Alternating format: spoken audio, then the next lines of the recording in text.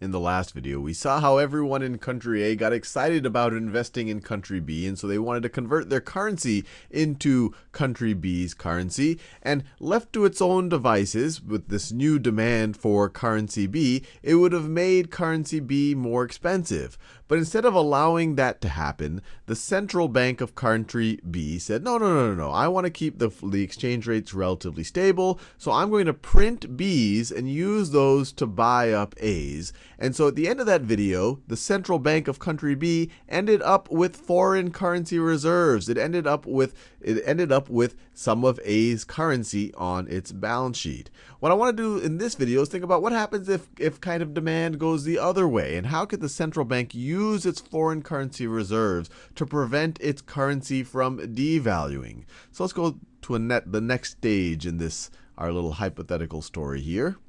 Let's say people in A, so all this investment happened in country B. Everyone was all excited. Probably a bubble was forming of some kind. And then all of a sudden, the investors in country A, start to get a little bit scared. They start to hear reports of the bubble forming. They start to realize that conditions in country B weren't as good as they thought it might have been initially. So they start to panic, and they start wanting to unwind their investments. So whatever they had in country B, they want to sell it. They get B's currency for it, and they want to convert that to their home currency. So now you have the reverse situation of what we saw in the last video. Everyone wants to sell their B's. So they had invested in country B. Maybe they bought some real estate there. They're going to sell their real estate. They're going to get B's for it. And then they're going to get out of that country's currency. They're going to want to convert that money back into A's.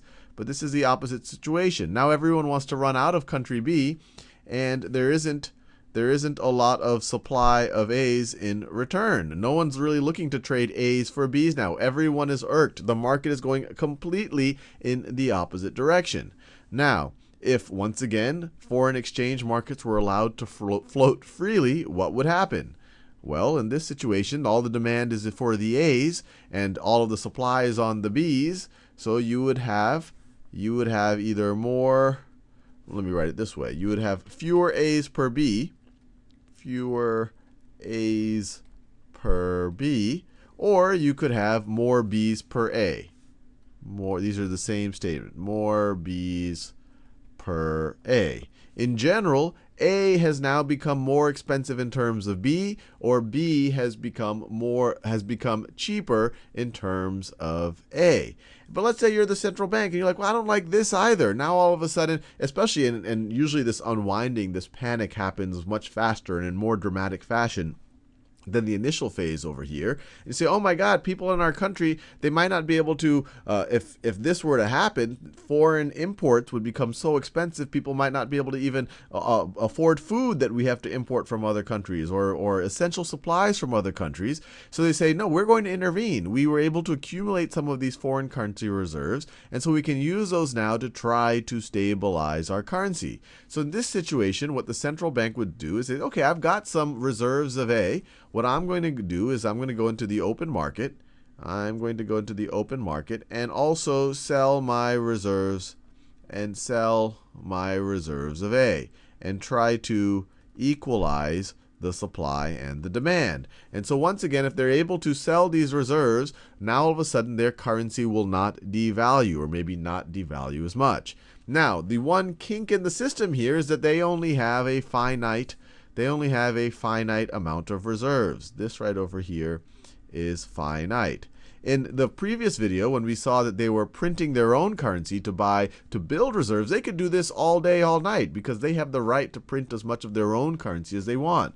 But now they're using reserves of someone else's currency to keep their own currency from being devalued. But they can't print someone else's currency. So they're hoping that what they have on hand is enough to fight this, what they're probably perceiving as a short-term imbalance. But it could be scary. What happens if all of this currency runs out? Then they blow all of their currency reserves, and if this kind of panic keeps occurring, then you're going to go back to the free market forces, and their currency will have to devalue.